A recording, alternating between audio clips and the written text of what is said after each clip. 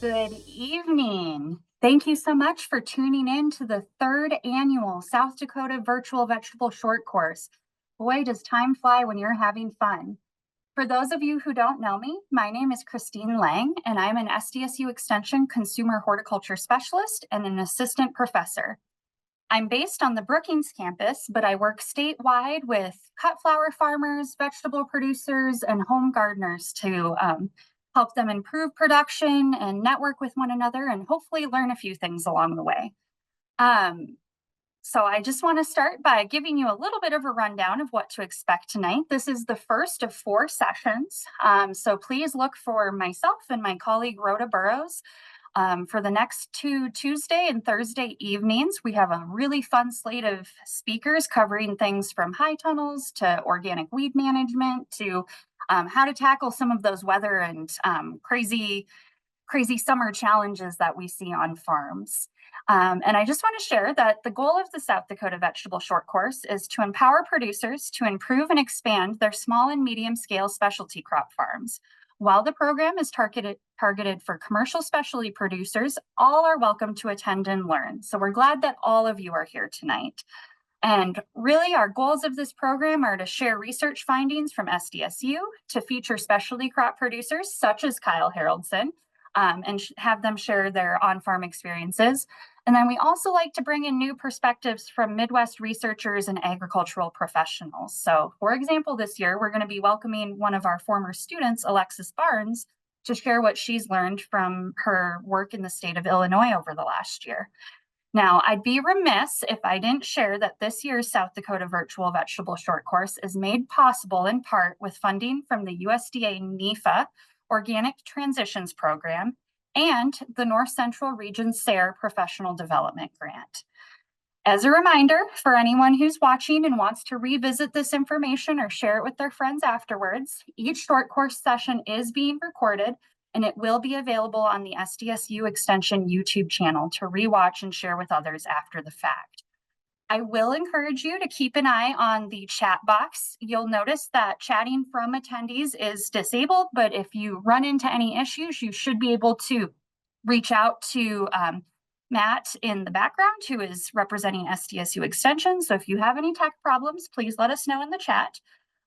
Keep an eye on the chat for some links and resources, and of course, extension surveys to let us know what you think at the end of the event. And at this time, I'm going to encourage you, as you watch this presentation, Kyle and I are going to welcome your questions. It's going to make it way more fun, especially at the end of the presentation. So if you have questions, please look near the bottom of your Zoom screen, whether you're on your computer or your phone, and you should see a Q&A box, and that's the best spot to put your questions. And I will be fielding those questions to Kyle as he wraps up his presentation. But tonight, our presenter is Kyle Haroldson of Haroldson Farms, and he's going to be sharing more about managing weeds and soil health on a South Dakota organic farm. So I have one Zoom poll question for everyone, which is, how often do you use organic production practices on your farm or in your garden? And we'll leave that open for just a moment. And our goal was to see who's in the audience tonight. All right, so Kyle, it looks like we've got about half of our audience sometimes uses organic practices, and about a tenth to a quarter, I'm doing really rough math in front of everybody, always uses organic practices. So you're among friends, but we have a few people who have never used organic practices and someone who said they did in the past, but now they don't. And a few people who are not sure. So Belle, we might need you to share a few things about what makes an organic farm unique. All right, a little bit of background on Kyle. So Haroldson Farms is a family-owned produce farm near Bruce, South Dakota, started in 2017. They grow a wide variety of USDA certified organic products and some conventional products. Their main sales focus is supplying schools, direct sales to customers, and farmers markets.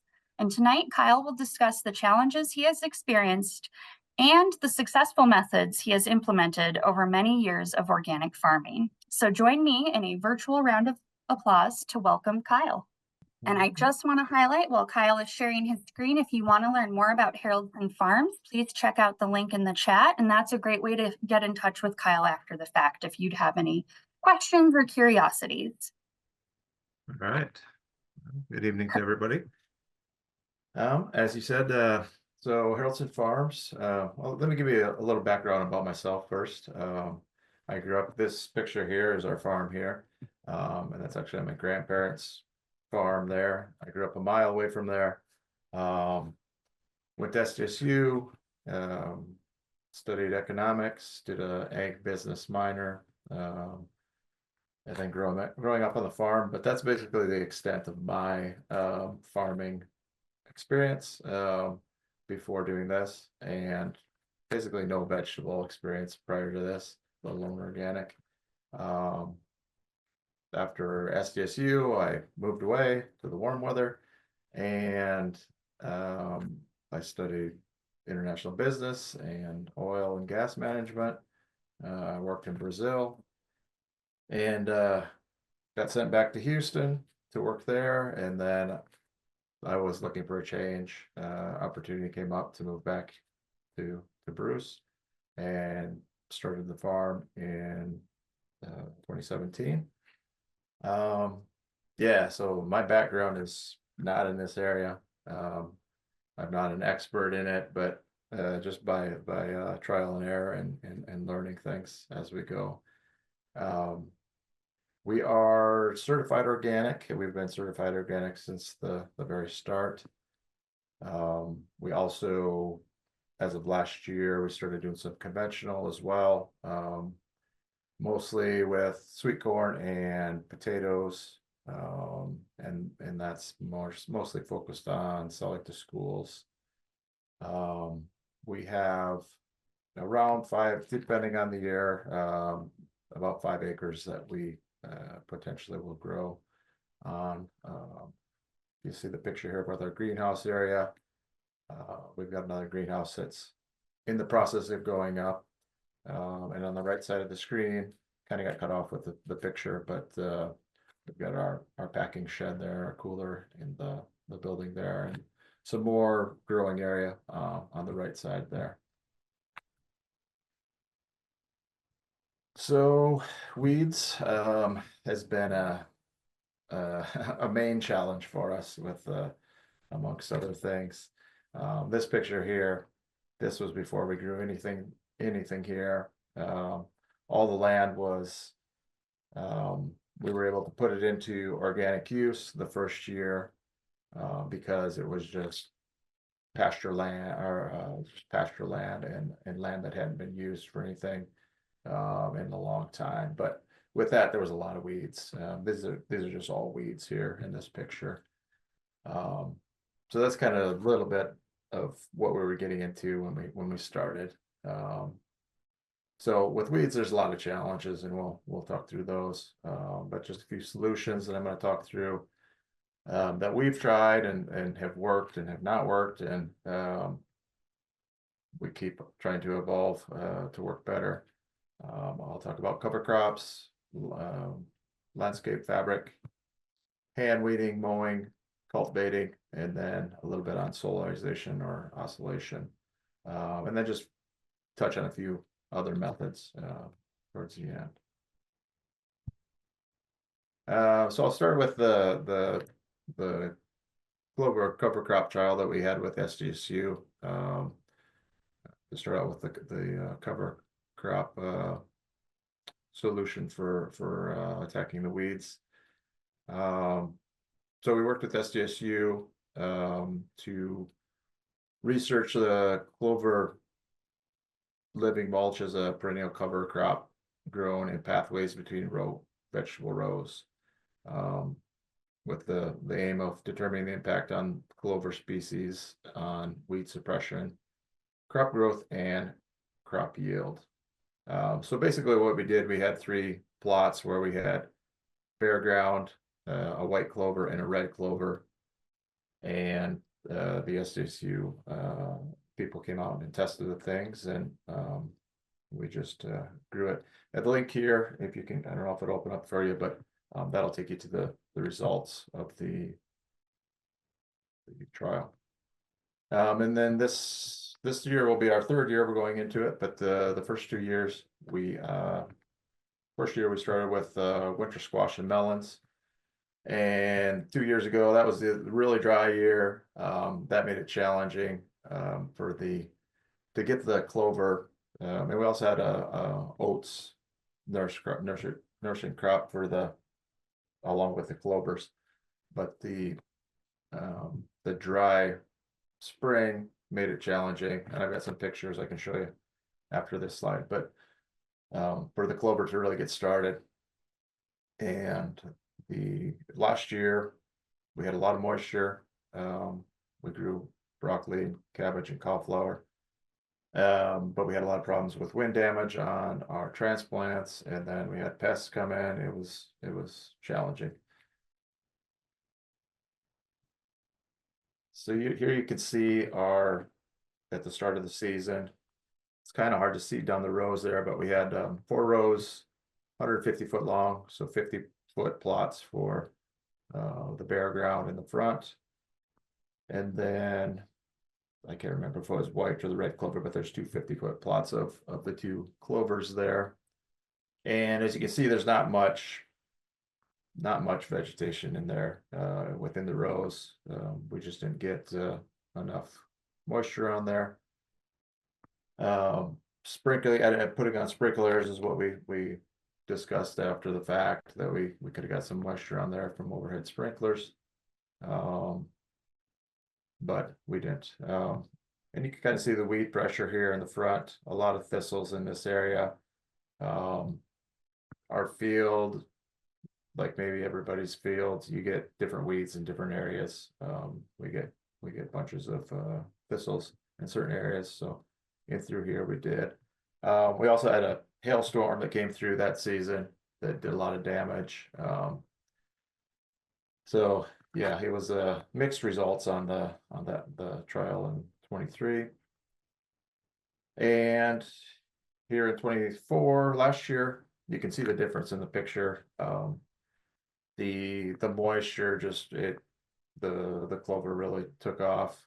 And this is the opposite view of the picture there. So we have the bare ground in the front. And here you can see the difference, that the rows on the right there, they didn't get the damage, the wind damage, like the other rows did. And one thing that I noted, you can see how our rows, we have 2 rows of broccoli and cauliflower and cabbage within our crop rows there with we used the landscape fabric in 24, and in 23 we used black plastic mulch. But one thing that I would change in the future if I did it this way, we had our crops very close to the edge of the landscape fabric, and I believe the clover was sucking some moisture out of the crop, because I had other crops that I transplanted at the same time in a different area that was just in landscape fabric. And they took off and produced really well. And these on the left side anyways, we didn't really get much crop out of them. The other picture here on the right side, you can see how we were mow through when either the weeds would get too high or the crop would get too high, or the cover crop would get too high, just with a push mower, and that worked pretty well. And we also do some cover cropping on just regular cover cropping on the field when possible. We found that it's pretty good for weed suppression. We still get a lot of weeds. We have a lot of weed pressure in our fields. It does add some organic material, which is nice. It's good for the soil erosion. When we're able to keep crop on the field all through the winter. The main challenge we found is in the planting date. So at this point, we don't really have it where we could set up two different systems of 1 year it's cover crop, the next year it's cash crop. So it's been really a challenge to pull out cash crop to plant cover crop. So a lot of years we don't get a cover crop on there. And then I'm not an expert on this, but there's some detail that needs to be taken on terminating and mowing through the cover crops just to not let that go to seed in the following year. Kyle, Yep, you gave me permission to stop you if there were some questions sure. that seemed time sensitive, and I'm going to work backwards. So, Sounds good. the first question is, how often was the trial field irrigated? And do you want to maybe expand on your irrigation methods a little bit more? We did not irrigate the in between rows. So we have drip irrigation and in row on the crops. And that I don't have it was irrigated as needed, basically. So in 23, we were probably irrigating every day with the early transplants, and then at least a few times a week once the crop established a little bit. And then in 2024, we had a lot of moisture, so less irrigation. But we didn't have any. We did have a little bit of sprinkler on the initial planting of in 23, but it wasn't sufficient. And in 24, we had no need to provide any overhead for the between rows. No. All right. And Kyle, I think we're going to hang out here on the study for just a minute if you're okay with that. Sounds good. So I'm going to back up, and Kyle, I'll maybe speak to this one first since I think I have to own it as part of the research team. So the question is, how and why did SDSU come to the decision on clovers for living mulch over other low growth or low water usage crops? Just curious, since clovers can be pretty water use inefficient. And I want to thank our audience for that question. And I think over the course of this work, we have found that there are definitely trade-offs with using clover. Some of the pros in the why myself and other researchers wanted to use clovers is the perennial nature, the low growing point that was adaptable to mowing with a broadleaf crop compared to just using grasses, for example. And I was really excited about some of the nutritional benefits that we could see, especially as we get 2, 3, 4 years down the row or down the road, where if we're mowing those clovers, anytime we're mowing those clovers, we're signaling to those roots to, slough off and let go of pieces of the roots to oversimplify it. And when we do that, we can have releases of nitrogen because clovers are in the legume family and they have a relationship with soil bacteria that can result in atmospheric nitrogen being converted to a form that plants can use. So those were some of the pros for clover. I will fully concede that we've seen pros and cons. I was really excited to use red clover, white clover, and a red by white clover cross. We only used the red and the white at Kyle's farm and at Blue Sky Vegetable Farm, but we looked at those three clovers for the ability to be able to establish them very early in the season due to cold tolerance. And we were also excited about the differences of root architecture for those three clovers. We did use an oat nurse crop to help with establishment. And we also tried to use lower planting rates than a lot of the work that's been done at other universities, which potentially gives weeds the jump, but we also acknowledge that we had lower rainfall than some of the other states that this work has been done in. So we were trying to balance plant populations with water usage. But it is clearly an imperfect system, and we're really excited to kind of continue down this road. Al, anything else you want to say maybe about Yeah, just differences you a comment noticed? a comment on the planting. for seed dry. So I just used a Jang single row seeder on this and ran 3 rows of clover, I believe 3 rows of clover between the row and 2 rows of the oats in that trial there. Yeah. And for our trial plots, we drilled seed where we could if we had the equipment available. I've also broadcast clover cover crop seed. If you are just going to broadcast it, I do recommend having some sort of a drag or a rake system so you get better seed to soil contact. All right, one more question on this for you, Kyle, and then I'm going to hang on to the other one for later in our discussion. So how short did you mow the clover in the pathways? And did you notice that mowing too short caused the clover to die? It did not die, no.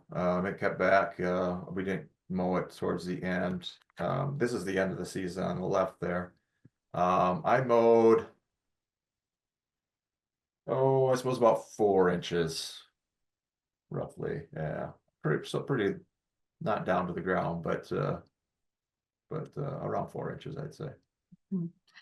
And I will say, in the perfect world where we could be mowing that clover, constantly or like on a 1 week cycle so that we could really help kind of hold off some of that nutrient and water competition, that would be awesome.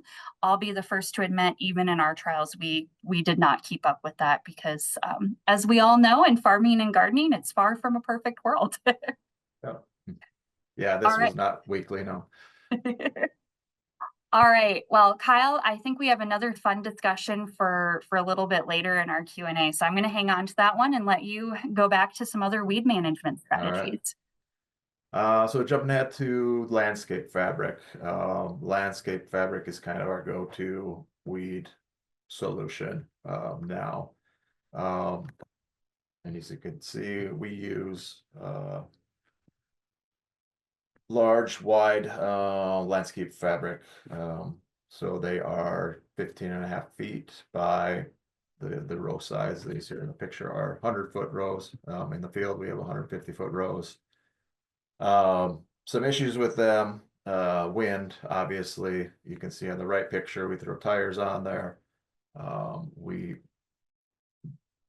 make a furrow, put some staple ground stakes in there and backfill it with dirt. So we've tried to just staple them down in the past. The wind will blow them up eventually, and then you'll wreck crops and everything. So, and the tires are necessary so it doesn't flop around as much. Once the plants get established, it's fine. A wind isn't going to bother anything. But another issue is it does slow us down in the springtime because you can't just take a tractor out there and plant through there. So we're doing a lot of transplanting and a lot of hand seeding, and it's not very efficient in the spring, but we make up for it by not having very much weeding to do. And with labor being a challenge, people don't like the weed, so it's hard to find them, and then they don't want to stick around if they have to weed a lot. So and then basically we just couldn't keep in front of the weeds. So once we switched to doing this, so first few years we didn't have the ground. We used the black plastic mulch the first few years, and it's pretty effective, but the cleanup process is just you get a lot of plastic in the field, and then you have to discard that. These we can use for maybe up to 15 years, we're hoping. So but you can see how clean we can keep things with there'll be a little bit of hand weeding within the holes a couple times a year, maybe 3 times for just a quick weeding, but it's pretty effective. We do a little bit of hand weeding besides the hand weeding within the holes. Mostly just in one of our early greenhouses that we have the raised beds in, and I have used some landscape fabric in there as well, but we find that we can handle, if you can break it down into smaller areas, the weeding doesn't seem like a challenge that you just can't tackle it all. So these are my girls here doing a little weeding. They don't do much, but I figured I'd throw them in there. And then that's also with a lot of our crops in that hoop house there is a lot of really closely spaced things. You can see some bok choy, and we have a lot of lettuces in there, and spinaches, and stuff that's really spaced closely that doesn't really work in ground cover. We do lettuces in ground cover too, but like stuff that's really you can't. I burn holes in the ground cover, and I've found a 6-inch spacing is about as close as you can get with that. So some things you want to get, like a spinach, you have a solid planting of that. Mowing has been mowing. I would consider that one of our main weed management tools, actually, because first of all, it cleans things up around the fields.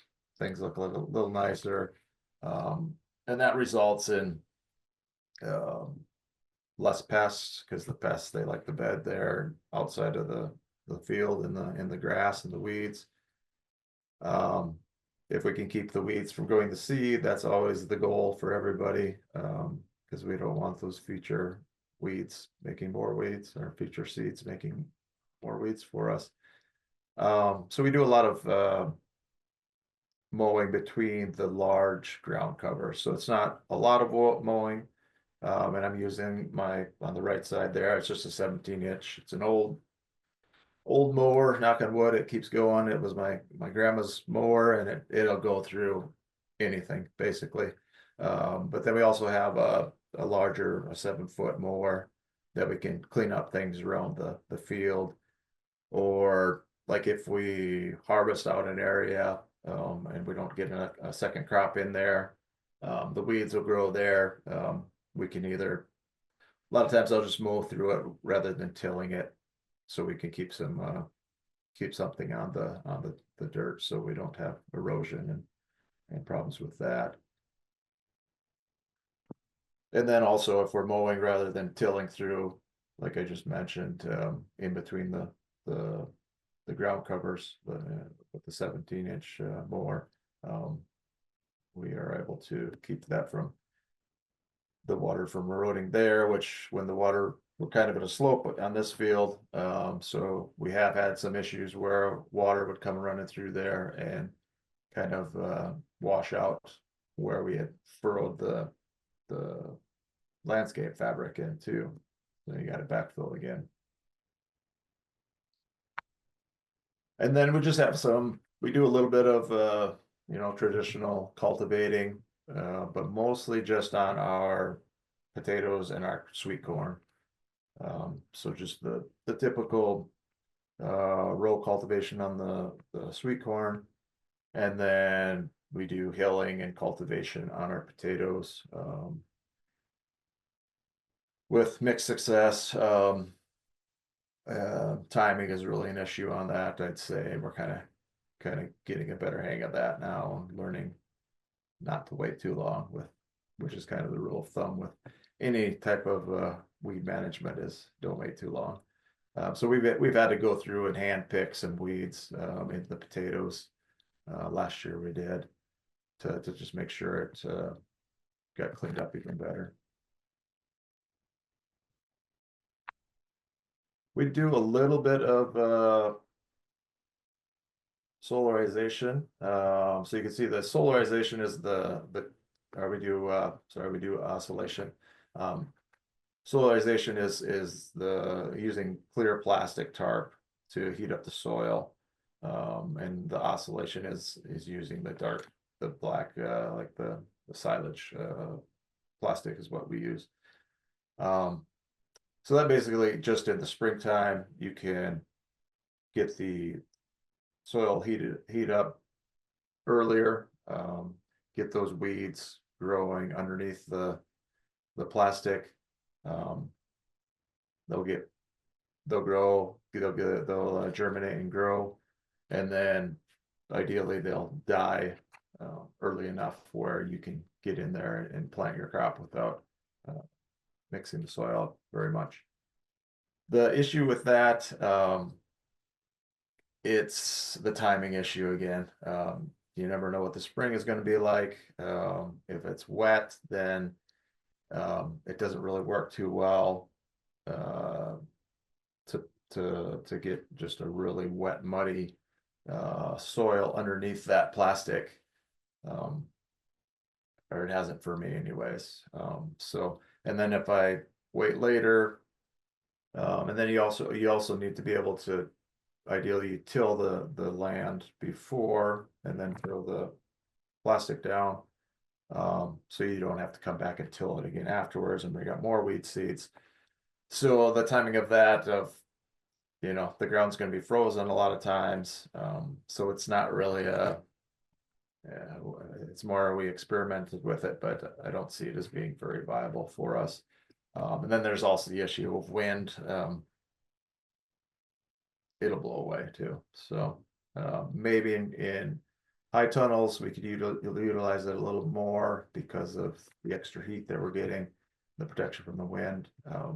It might be something that we look at more this season.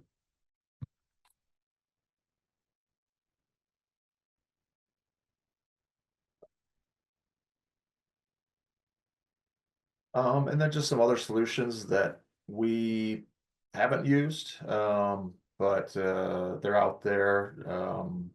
They work if you're in the right situation. So mulch, either inorganic or organic. Well, we used the inorganic mulch, so like black plastic mulch. And like I said before, first of all, you need equipment to lay that. You need equipment to pull it up. You can pull it up by hand too, but it doesn't work very well. What I've found with that, we did that for a few years. So it is really good at heating up the soil. So your crops your peppers and crops that like a lot of heat, it is beneficial, definitely beneficial for that.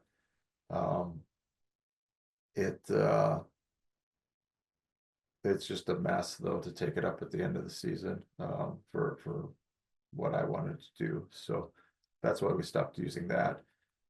You can also use different colored plastic mulches and you get some more benefits from those. For example, red plastic mulch, the sun reflection, it reflecting off the red gives different light to the plant. So if you're for peppers and tomatoes, that's recommended. You can also use the white plastics that will reflect the sun, and you can get a cooling effect under the into the soil. And then there's also a silver plastics that you can. I've never tried it, but supposedly they reflect where they can deter insects from attacking the plants too. And I believe there's blue. I can't remember what the certain crop was for those off the top of my head. But organic mulch, so your mulch that you're used to is definitely an effective way from what I've seen and researched. If you're able to throw a 4 to 6 inch layer of mulch on your rows and then plant right into that, you're able to suppress a lot of those weeds, plus you're getting the nutrients from the mulch. And then you don't have to remove that at the end of the year. I think that would be the ideal way to go, but finding sources of mulch and for a large scale that's economical would be the challenge there. Some other ones, steam. I've never done it, but I've seen where it's been successful. So basically just they have a tarp, put steam under the tarp onto the soil. And you can do pretty large areas of that at a time. But basically just it kills the weed seed in that top layer of soil. Flame waiting is kind of a similar idea of killing the seed, or not killing the seed, but killing the weeds as they come up. There is smaller scale equipment that can be used. So just with the one walking through the field and burning. I know from talking to other farms that have done it, they've found mixed success because of wind. So the wind makes it difficult to weed. There's also larger equipment that could be pulled behind a tractor. I've never done it, but I know it's effective, but you have to set up your planting system the right way and plan that all out as well. And then there's new technologies that are coming out. Laser weeding on a large scale, obviously, that's being done a lot in the large commercial farms. But I've also saw some smaller scale laser weeding equipment for like my size of a farm, or even smaller than that, that would work there, like a one row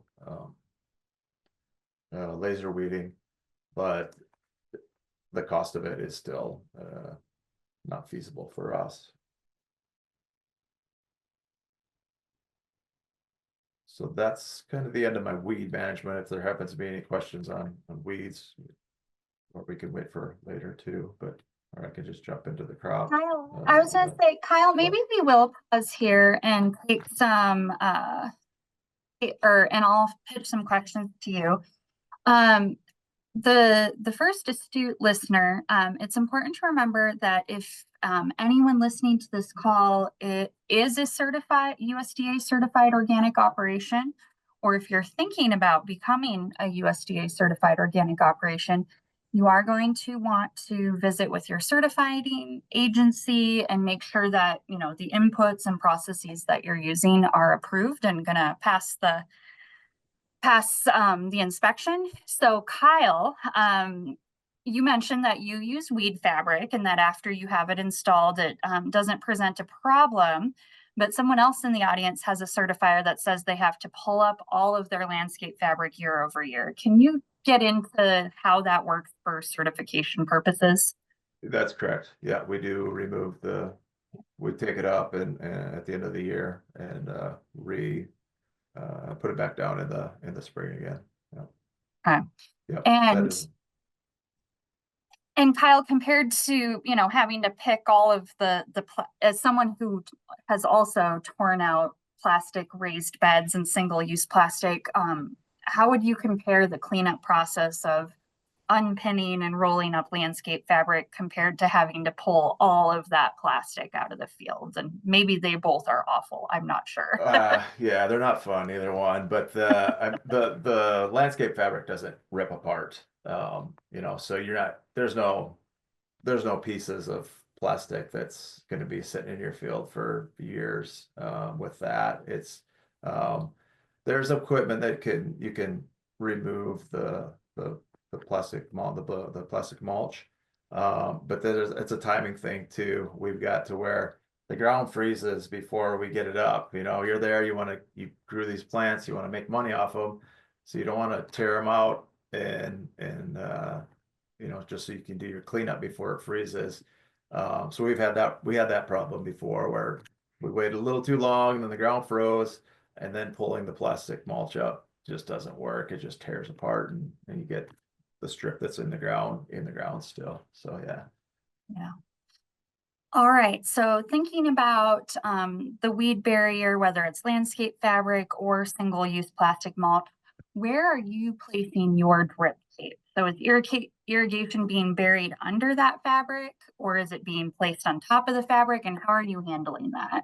Yeah, with the plastic mulch, with the mulch layer, the drip line goes underneath the whole way. It's pretty good. If you got it set up right, you might get a little issue with the drip line getting off your line of crops.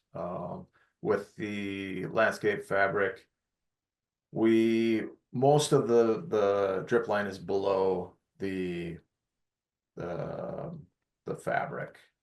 We'll weave it in the holes basically. So we'll run it underneath and then we'll bring it on the top side for a few holes just to keep it from getting off the line. Because when you have transplants there, and if it's 2 inches away, 3 inches away from the little transplant, and it's not getting enough water, then you'll come out there and the transplants will be dead. So, and then what we do is on the end side, we have bamboo poles, and we'll pull it tight, and then tie the drip line around at the end, just so it keeps the tension and then it doesn't move around in the wind and stuff.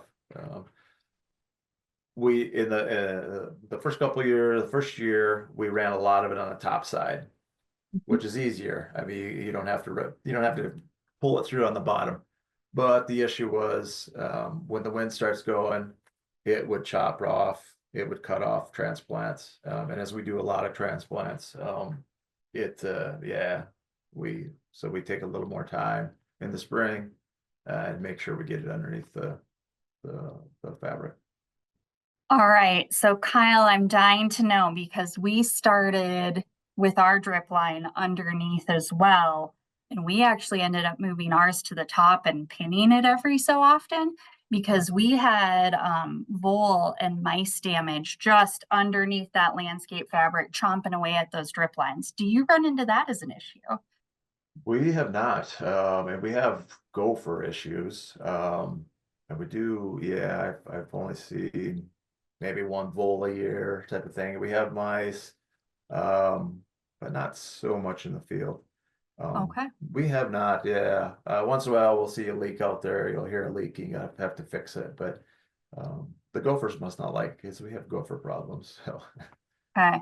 So I would encourage folks to kind of get to the bottom of, do I take more time and pin it on top, or do we weave it like Kyle or put it underneath like Christine? yeah, Maybe test a few different things we before going all the way on all of them to see what your pest pressure yeah, is. we've done some pinning on the top too when we're running across the top, but I mean, we're running 150-foot rows out in the Yeah. field, and it's a lot of pinning. Yeah. Mm-hmm. So Kyle, someone is curious, have you ever tried pulling your landscape fabric through your single-use plastic mulch layer? They're 16 foot wide. Yeah, yeah. If I had a custom, that would be ideal. Yeah, one would roll it up. Um, but it's six. Yeah, that's for like a 4-foot one, I'm assuming. But yeah, if there's a 16-foot custom landscape fabric roller out there that's within price, that would definitely, yeah, or even expensive. I'd probably pay for it because it's a lot of work. Yeah. Do you think it would ever be economical for your farm to pull 3 or 4 foot wide fabric through your plastic mulch layer, or would that just not work with your system where you're trying to get more intensive? Yeah, I mean, looking back, I've invested in all the landscape fabric, Mhm. but maybe I would have done it that way. Yeah, Okay, yeah, all right. yeah, I too do some of the things I do now based on what I've already invested in. So, yeah, yeah. It does so work really well inside of the tunnels though, yeah. because you just put staples. You don't have to put it under the dirt or anything. So it Mhm. does work. So like we're growing tomatoes, 30-foot wide greenhouse, and so we put 2 of them down. And yeah, it really works well. So anyone who's thinking about switching to landscape fabric, maybe consider 3 or 4 foot wide and see if you can run it through your layer. And then Kyle and I want to hear back on how that goes for you. Yeah, Because I think it can be done. yeah, yeah. So The issue would be on the next year getting it rolled up well enough that yeah, you can get it back on the equipment to lay it the next year. yes. So then we would need the fabric rolling up and implement that washes it and rolls it nice and tight all in one fell swoop. Yeah, yeah. All right, so Kyle, a couple more questions kind of about the fabric plastic. I think that generated some good discussion. Have you noticed any issues with, plant pathogens, any sort of like weird fungal growth or molds or anything like that with your landscape fabric? No, we haven't had an issue, and not this really the same thing, but we find that we don't have to wash our stuff as much. So I can grow lettuce outside in fabric, and you're not getting, if when it rains, you're not getting that dirt getting kicked back up on the crops. Mhm. So it keeps things a lot cleaner. Yeah, we haven't had problems with disease or anything like that, just in general with our stuff, but because of the fabric. It's also a lot nicer to work on when you're walking out there when people are transplanting, and I'll go out there and bare feet a lot of times, just walking through there, and you're not gonna do that in the dirt and the thistles and stuff like that. So yeah. So I think I'm going to round out with these two questions right now. So to think back to mowing, someone commented that they've been using lamb's quarter as a cover crop and mowing before seeding. Is that something you've done, or have you used mowing to successfully control lamb's quarter on your farm? I haven't, yeah, we haven't tried. Yeah. Okay. And I'll also point out that if people want to be really entrepreneurial, you could be harvesting that lamb's quarter because it is one of our edible wheat crops, right up there with purslane. All right. And last but not least, before we transition to, and this actually might tie to the soil health discussion a bit, Kyle. Can you talk more? You touched on cultivating, but are you using any traditional rototilling as a weed management strategy? Or, what does tillage Yeah. look like on your farm, and when are you using it and why are you using it?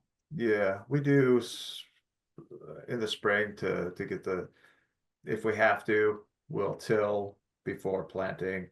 Um, yeah, it's kind of necessary on putting the landscape fabric. It works better if the soil's nice and loose to get um, the landscape fabric down. And actually, when we have a smaller tiller as well, where with a furrow on the backside, so I'll just walk down with that. So till with a furrow behind it. So that's getting tilled there. But no plants or nothing's growing in that area. But so we do tilling. At the end of the season, we don't. We try to leave it there for we don't want it tilled before the end of for the winter. Um, in the past, I would clean things up with the tiller. The small tiller between the landscape rows, the open space there.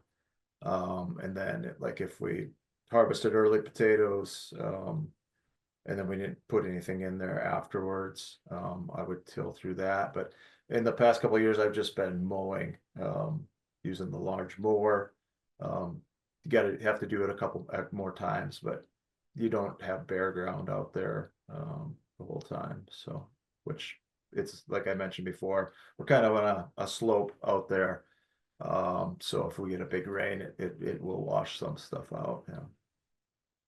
Yeah, Kyle, and again, I think this is kind of a good discussion of, weed management on slopes, thinking about soil health. So, are you thinking more about like how to reduce tillage and how to keep soil in place? Is that something that just kind of accidentally happened, or were you intentionally thinking about that? Yeah, intentionally Okay. switching switching from more, less tilling to more mowing when possible. Yeah, for sure. And are you Rather, happy with the results? yeah, I think so. Tilling, it looks nicer when it's tilled, I guess, because they're, it's yeah. We're mowing weeds, and we can mow it down pretty well, but they will grow.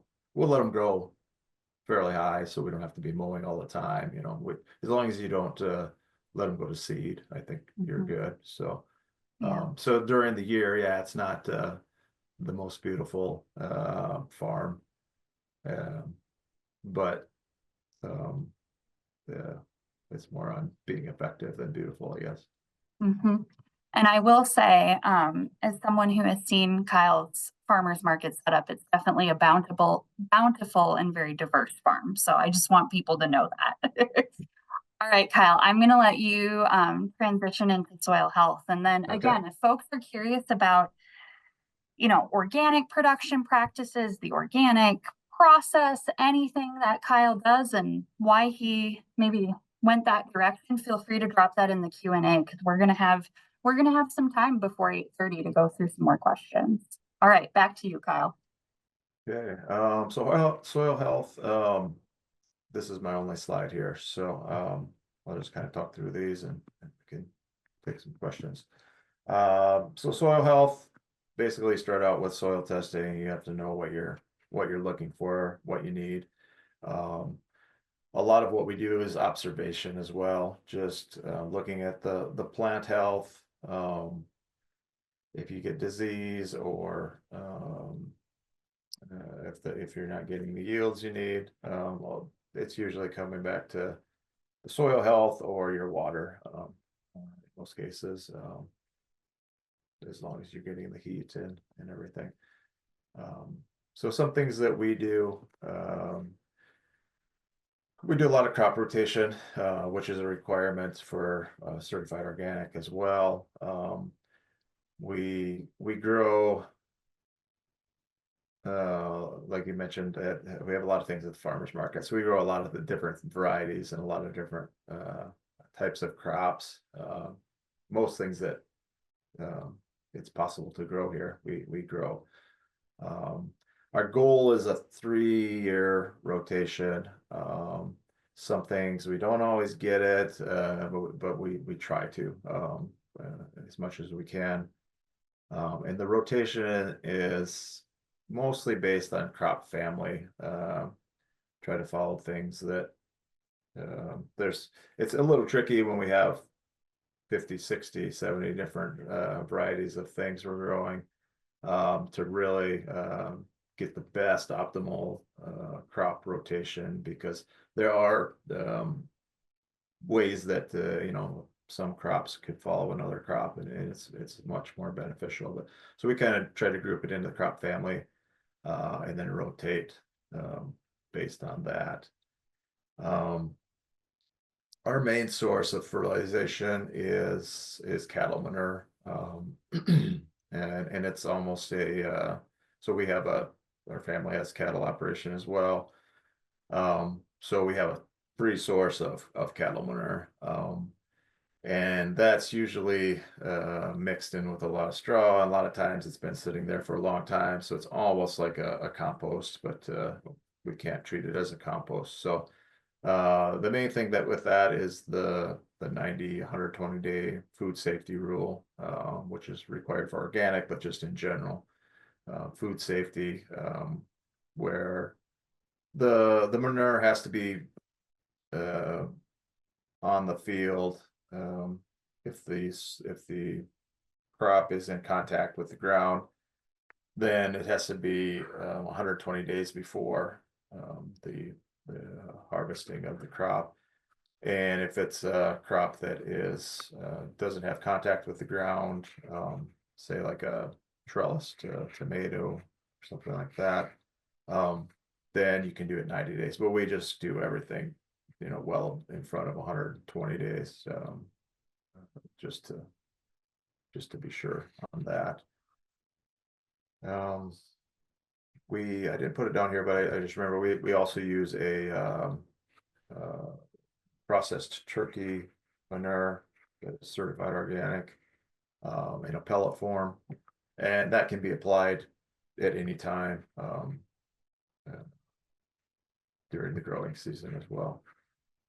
And then cover crop, we've touched on that in the weed suppression part, but it's also you can add some organic matter with the cover crop to improve that soil health. And then in the erosion management, you can use cover crop as a tool for your erosion management. We kind of talked about that, but we just try to keep keep the ground from being bare throughout the season, especially over that winter season. Another thing is we've invested in windbreak for multiple reasons, protection of the crops, especially at the transplant stage, but it's also beneficial in that wind's not blowing the soil around quite as much. But as you know, trees take a long time to grow, so it's more of a long-term goal for us there. And then cultivation, like we talked about, ideally we use minimum cultivation. We do have to do some though, just to get the soil worked up in the spring. I would say unless you're using the mulching method, you could get away with a no-till type of system, and you could probably get away with no-till no-till planting in a cover crop. Not in our system, the weeds are going to come, but the speed and efficiency of transplanting it to soil that's harder, yeah, I don't think it would compensate that way. It's a lot easier to transplant into a nice loose soil. And then we also do a lot of foliar fertilization. It's an easy way for us to get more nutrients on the plants. We just use backpack fertilizer sprayers. And then drip fertilization could also be utilized too, which we might do this year, actually. So those are just some of the soil health things that we look at. I'm guessing I missed a few on that one. But yeah, that's basically the overview there. Yeah. All right. Well, Kyle, I'm seeing that some questions are piling up. So maybe I'll let you tell us, where can we find you or learn more about your farm? I think I saw the Sure. next slide.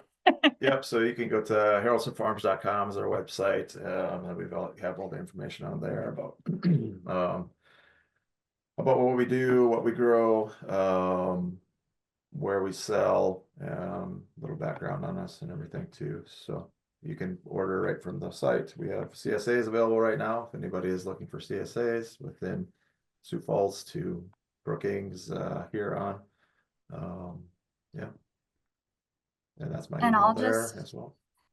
I'll just give a shout out to anyone who is not in the South Dakota region. Is I would encourage everyone, this is a great time of year. If your New Year's resolution was to eat more fruits and vegetables or shop local, you can check 2 of those resolutions off your list by supporting a local farm. So wherever you're joining us from, I'd really encourage you to check out some local food directories. And this is a great time of year to support our farmers.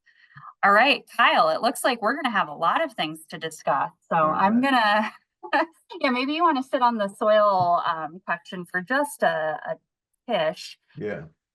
So I have a question to kick us off, and then someone else has a question to build on this.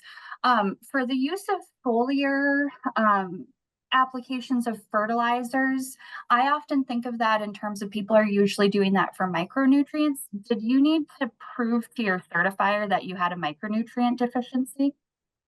With soil tests, you can do that. Yeah.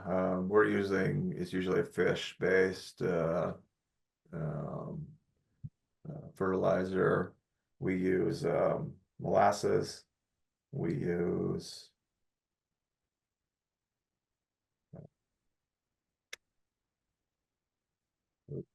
so yeah, I can't remember. Okay.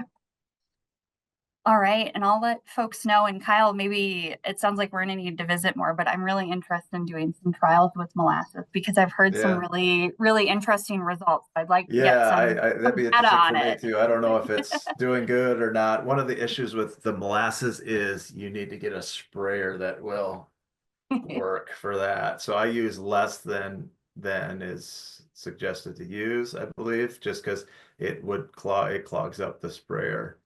Mhm. Um, Smells good though. So, and it's relatively cheap. I mean, I have a big, I don't know how many gallons of it that I could probably use for the next 5 years or so. So, yeah. Yeah, and for folks that are interested, there's some really interesting discussions going on with molasses and the regenerative agriculture movement. And, just don't be afraid to try things on your farm and do some side by side comparisons and see what's working for you before you bet the whole farm on it. There could possibly would be a way to side dress it as well. Mhm. I haven't tried that. And then for our landscape fabric, that doesn't really work so well. So we just spray, yeah. Yeah. All right, I think we have a few more soil health questions that I'll stay on this slide and then I'll let Matt kick us out. So, um, okay, clarification for the molasses, does it need to be organic? Like, does it need to be OMRI approved? And maybe you want to touch on your inputs in general for organic production. Yeah, everything has to be improved. Another thing with the molasses, it's a specific type of molasses. Black, prepared for the question. There's a specific type of molasses that that you're supposed to use. So don't just go to the store and buy molasses. It's a specific kind. Mhm. But a simple Google search will tell you that. Uh, Yeah. black strap molasses, is that what it is? Hmm. I don't know. Yeah. Yeah. And just to remind people, if you are in transition to certified organic production or you are a certified organic operation, make sure you're cross-checking inputs before you use them on your Yeah, operation yeah. so that you don't Yeah, end up with a check. costly mistake. Yeah, check to see if it's on the list, and then contact your certifier before using it, and they can, give you the okay on it. Mhm. All right. So we had someone who was curious, where do you purchase your pelleted turkey manure? I've heard good and bad stories that sometimes it's hard to come by. Yeah. We got it in Minnesota one year. I can't remember where. My dad got it. And then we got it in Brookings. I believe we got I don't know, my dad got it too, but we got some real big totes of it. And Mhm. I have a tote that has been sitting there for a year or so. So and I assume it keeps over time, hopefully. Because yeah, it's been there for a little while. A specific source I can't tell you off the top of my head because yeah, I didn't get it. My dad did. Yeah, I'll just highlight that, if you're small scale, there are definitely products that you can buy in 50-pound bags from real retailers and wholesalers. Um, both within and outside of South Dakota. And if you're looking to do it at scale, yeah, don't be afraid to talk to some local co-ops or fertilizer dealers because we are seeing more of those places, which some of us as fruit and veggie folks might not think of going into the local agronomic co-op, but some of the larger scale row crop farmers who are certified organic are also using these products, and that's how you can get some of those nice big totes. So um, don't be afraid to walk in and ask. All right. I think, Matt, you can probably kick us out and maybe just spotlight Kyle and I so we can have a bit more conversation. While Matt's doing that for us, Kyle, we have a big picture curiosity. How many people work on your farm? How many of you are full time? How many seasonal staff are you hiring? What are you doing to keep 5 acres afloat? Sure. I guess full time would be me, but because I'm full time all year round. But we have up to a dozen during the spring season for sure. Spring season is the heavy season with a lot of transplanting. Requires a lot of people. A lot of them are they're there one day, not there another day, half a day. Some of them are full days. It does not as many people during the heavy harvest fall time. A lot of our workers are high school kids. A lot of them play football, so we lose them in August, and then mid-August they're going to school too. And then I'll get some hours out of them. We get some college kids and just some, some non-students as well. Every year is different. Labor is definitely an issue, a challenge. I've been pretty good the past few years where I've got some younger high school kids, like sophomores, and then they stay with me for a few years. And the quality definitely improves, and you can go do something else and not have to stand over them, make sure they're not cutting the tomato heads off or anything like that. Yeah. So, yeah, so I'd say up to a dozen people at peak time. Yeah. Yeah. Yeah, the ability to train and retain for a few seasons is always a gift. Yeah. All right, switching back to some production questions. And I just want to remind people, we're happy to address as many questions as we can until 8:30, and I see some great ones. I'm going to encourage you, if you can please fill out our event survey tonight before you jump off, especially if you need to jump off early. It's only 6 questions, and it really helps me know what you liked, what we should do differently. And some of the questions are kind of dorky, but I use those to help tell my grant funders how many things people learned. So that's part of the reason the questions are the way they are. But we'll keep questioning Kyle in the meantime. So Kyle, have you ever tried just transplanting into like a really heavy mulch, like a rye straw, for example? Um, we have grown watermelon and melons into straw. And then we got a lot of pest pressure, a lot of mice. I don't know if it was just mice or gophers, but they would eat the the vines and kill the plants. So we didn't do it again after that, but we did that probably the second year. Our second year, we did almost all our watermelons into that. Um, it did pretty well against the weeds. There were weeds, and then you'd have to pull them by hand. You couldn't use any tools to weed them, of course. Um, Applying it to the ground is also work. Um, there's probably ways you could do it with equipment. We didn't have equipment specific for that at the time, so as we were throwing out straw. Um, and then with organic, you have the issue of, where'd that straw come from? Was there any sprays on the that could have got in there that could get into your field, and then you could get some contamination in there that way too. Mhm. Yeah, it's an important reminder, anything, if you're bringing in Compost, yeah, compost or animal manure or anything from another farm or a source, it could be a really, really great input for your farm, but if you have doubts or concerns about any chemicals that might have even just passed through the guts of those animals, you know, you could do get it tested yeah, beforehand, or yeah. yeah. Which I think is what this next person is getting at, if I'm interpreting this question correctly. So do you have any residue on your land where cattle graze or a food source for them outside your land that might have No. unwanted chemicals? Like, are you worried about chemical issues passing through your animals for manure? Um, no, Okay. not really, no, yeah. And the cattle are not next to the field, so we don't have that issue, but um, no, it hasn't been a concern, I guess. Yeah, I don't know what once it goes through the cow, is it still chemical in there? I I have don't seen know, some yeah, crazy herbicides pass through yeah, in some kinds of animal manure. So it's more been an issue.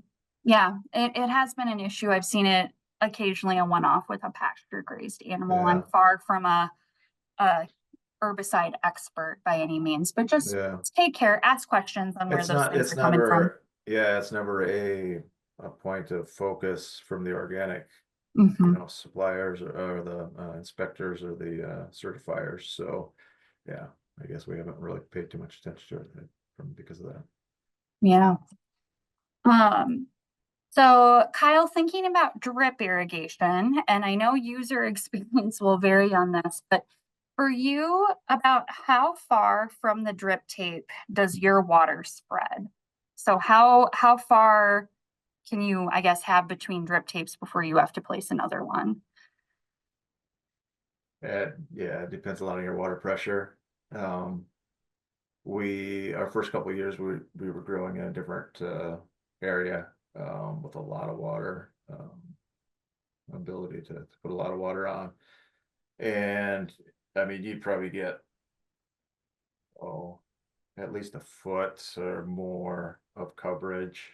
And you, even with a slower drip, if you let it run long enough. Mhm. It depends a lot on your soil too. If you have real sandy soil, you're probably getting less width on your coverage. But I would say 8 to 12 inches. Um, Probably, yeah. Yeah. And I'll share too, I'm not sure what emitter spacing you're using, but different types of drip tape, you can have emitter spacing that's 6, 8, 12, Yeah. 16 inches, I think, apart. I think all So those are 8 that we've used, yeah. yeah, as I say, we tend to use 8 in my lab.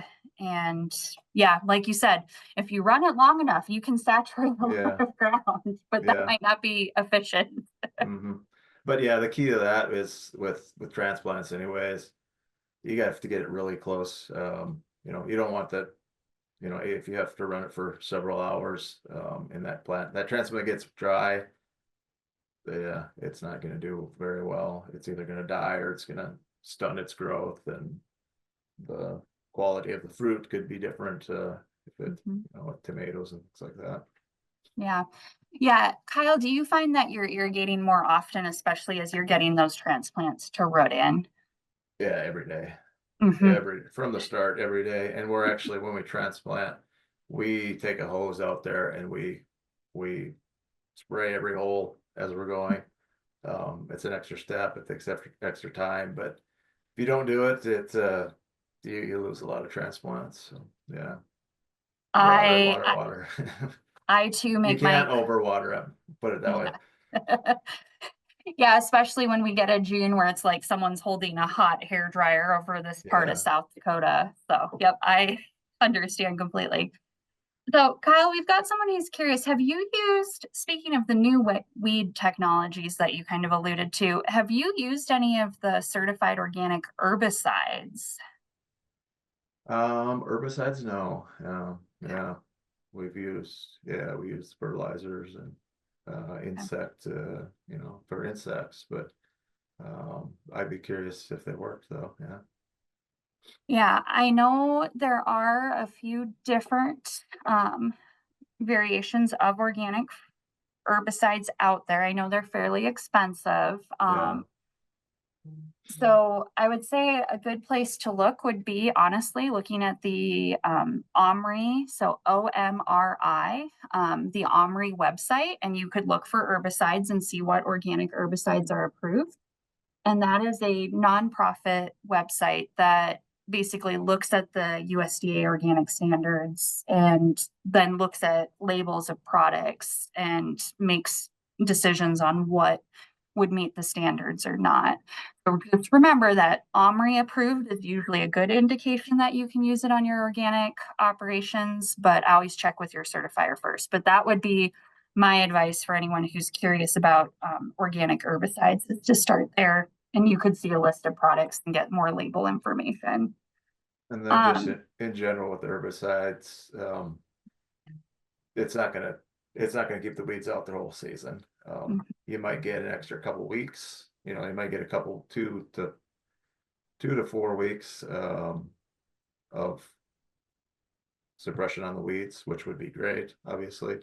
And I think a lot of that is based on how much moisture you get on there as well, just in crop farming.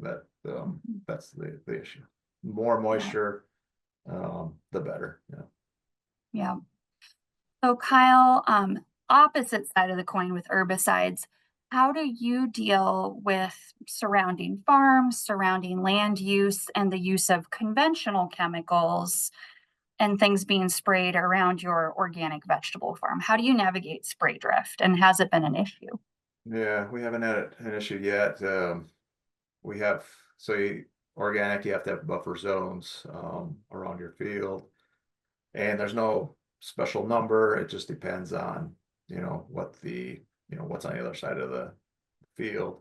Our fields are pretty much, for the most part, surrounded by our conventional fields. So that helps a lot. And then we have trees on the other side, and our we do have one that's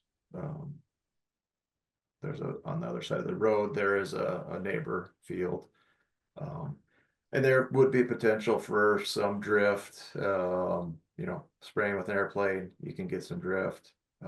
So just um, making sure that your neighbor knows that you're organic and that can happen, and then making sure that they tell their whoever's spraying it that, planning it of doing it on the right day when the wind's the other direction is key. Mhm. Yeah, I've heard multiple people saying that, front end conversations with your neighbors and trying to establish those good relationships so they understand what you're doing can be really, really helpful. Yeah. And And they see you working out there all the time when they're driving on a big tractor, so they don't want to ruin your operation. So just talk to them. Yeah. yeah. And if people are curious about, registering if you raise honeybees or if you have a specialty crop farm and an organic farm, there is a national resource called Drift Watch where you can actually register your land and your farm, and they can also help you get some signage to kind of post around your farm. And there's some resources on neighbor conversations as well. So I do suggest checking that out as well. All right. Um, just a reminder for folks, a slight infomercial. If you're looking for resources to find local farmers in South Dakota, we have the South Dakota Fresh Connect at the South Dakota Soil Health Coalition. We have farmer organizations in our state. Specialty Crop Producers Association has a local foods directory. Dakota Rural Action just put out a revamped local foods directory. So we have several resources here in our state that can help you connect with local food farmers. All right, infomercial over. So Kyle, where do you get your soil tested and how often are you soil testing? Not as often as we should, but I believe is it Nebraska or Iowa? There's a place. Um, And earlier in the chat, I just want to clarify because I usually get this question. SDSU doesn't have a public soil testing lab anymore, but SDSU Extension has a nice list of both neighboring state labs like University of Minnesota, NDSU, that test soil, as well as a long list of commercial labs, including the ones in Nebraska, Iowa, Yeah, etc. yeah. All right, Kyle, what are you doing to deal with cutworms, corn borers, potato bugs? Do you have any organic pesticides that you're using, or how are you tackling those pests? Yeah, we do have organic pesticides we do use. The beetles are tricky. We didn't have a problem with them last year. I did the year before. I didn't have any problem with them last year, actually. And what I found was the sprays don't work on them. Removing them by hand was the only solution I had. And what I found worked the best was take a 5-gallon bucket and just knock them into the bucket, because you can't go through and smash every bug because there can be a lot of those. Um, yeah, we have problems with um, the caterpillars and moths on. We grow a lot of broccoli and cauliflower, those kind of things, and BT works on that, as long as you stay on schedule for sprays. It depends. I mean, I try to grow things that really get a lot of pressure inside a tunnel, because you can control it better there, and the insects are not as much of an issue. Um, Cucumbers, we get the cucumber beetles. Not so much, not too bad on the outside, because we'll plant those later. Just your regular slicing cucumbers growing on the ground. Um, but we plant them later. So I think that's the issue with not having a big problem with that. But the early ones will grow in a tunnel, trellised. Um, and what I'm gonna do this year is since we're putting a new tunnel in, I can spread things out a little more. But I'm gonna use one tunnel. It's gonna be netted, so the doors just completely netted. So hopefully it works, and we can keep some of the insect out. And then you just have to look for the varieties of seeds that don't need pollinators, and there's a lot of crops you could do with that. But cucumbers, there's um, uh, some varieties you can use with that too. Mhm. Yeah, that's a great point. If anyone, even if you're not screening in your high tunnels, it is usually advised that you look for cucumber cultivars that are recommended for greenhouse production Mhm. and that are that don't need pollination just to guarantee a good crop. And I just want to say that Kyle, when he was talking about the caterpillar type pests, BT, so B and T, Bacillus thuringiensis. Don't ask me to spell that, I'll definitely butcher it. But the product name, the active ingredient is BT, and it's actually a bacteria that the caterpillars eat and it messes up their gut. So Yeah, you they'll did die hear within a correctly. day. Yep, yep. Yep. All right, Kyle, do you have issues with Japanese beetles? I haven't, no. Okay. No. I'm tending to see, I have seen Japanese beetles in Iowa just like decimate fruit trees. So, Mhm. if folks are doing fruit trees, you're maybe seeing more issues with Japanese beetles, and I know they can be really frustrating. We've also had issues with flea beetles. We didn't last year. We did 2 years ago, 3 years ago. Um, but yeah, screening is a really fine screen is the only solution for that if you have problems with that. So your radishes and your arugula, those are the main two, I guess. Yeah. Yeah. Unless you hate arugula because you don't like Yeah. the spicy taste, then plant all the arugula and let the flea beetles eat that and leave your eggplants alone. Yeah. Yeah.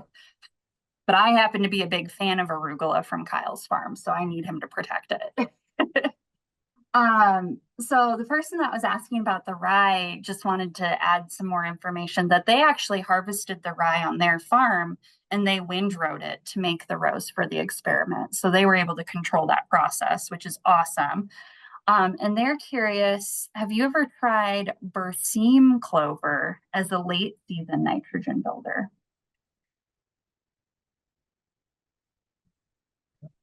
I mean, yeah, we like with our cover crop, it's a mix. Yeah, it's not the same every year either. So, but I don't recall that being in the mix. Yeah. Okay. Do you have a favorite mix that's kind of coming to the top ranking yet, or is it still experimental No, phase? it's every year's a little different too. Something like Okay. rye is kind of the key weed suppression one out there, I believe. And one Mhm. year it didn't come up. And the other things came up, and the rye didn't come up for some reason. And so yeah, it's different every year. Yeah. Yeah. All right. Well, we're getting to the end of our time. Again, I'm just going to ask folks before they depart if you take a moment to fill out the survey. I'd really appreciate it. And Kyle, one last question on weed control as we round out questions. So with your control of weeds where you're mowing and finding ways to not let them reseed, are you seeing less weeds over time on your farm? Yeah, because the first couple of years it was really, really weedy. um, the landscape fabric helps a ton with that too. But Mhm. just you you're gonna lose a lot of time in the spring, and you're gonna gain it back in the later in the year. But yeah, for sure. Um, getting things mowed makes a big difference too, because we did let things go to seed in the first few years, made it worse, just because we had no way to keep in front of it. We weren't efficient like we are now. Yeah. Well, Kyle, as we're wrapping up, where are some places that people might be able to find you and say hello this summer? So we're at the Brookings Farmers Market every Saturday. If you're in that area, that's a good place to find us. We go to Sioux Falls, and anywhere around Sioux Falls, up to Brookings on the way. We should be going from basically Brookings to Huron this year, possibly Watertown.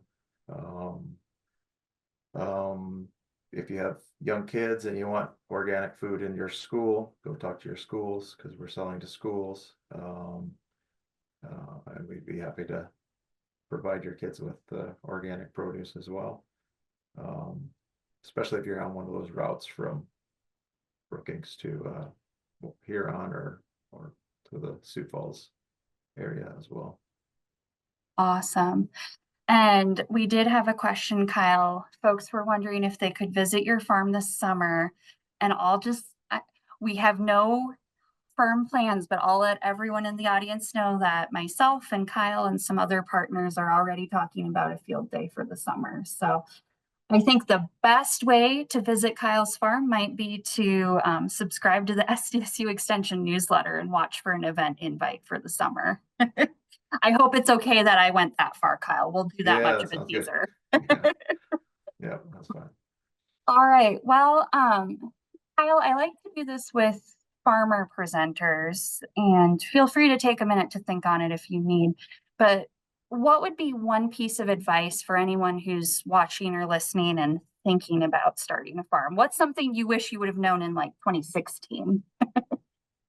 Um, come visit a farm.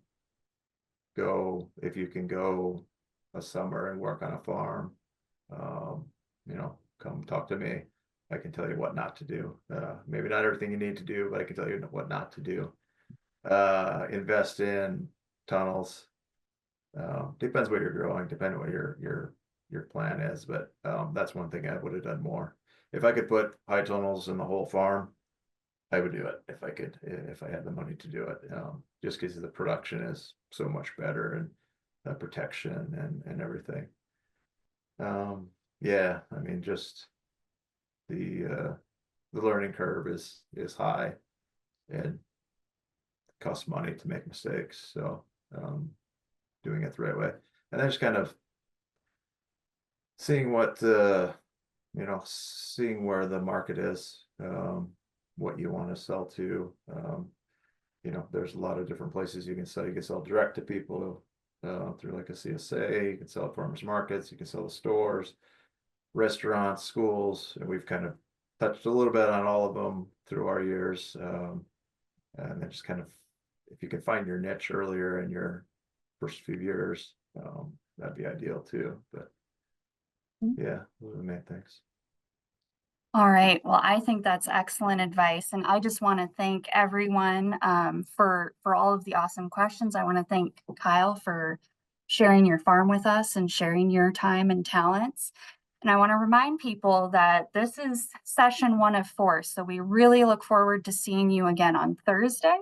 We're going to have Rhoda Burrows moderating, and we're going to have Alexis Barnes talking about some of the lessons she's been learning from farmers in Illinois. And next week, we'll be back next Tuesday with another farmer presenter. So we're going to learn all sorts of cool high tunnel things from Shannon. And then we'll be rounding out the session next Thursday with data from SDSU research staff and students. So we've got a lot more learning to do. And again, a last ask, if you're willing to fill out that survey, I'd sure appreciate it. And if you enjoyed learning from Kyle and want to rewatch this or share it with a friend who should be learning from a farmer, just give us a few days and we'll have this presentation up on our YouTube channel. So with that, a huge virtual round of applause to Kyle, and thank you all so much for joining us this evening. Thank you, Kyle. Yeah, thank you.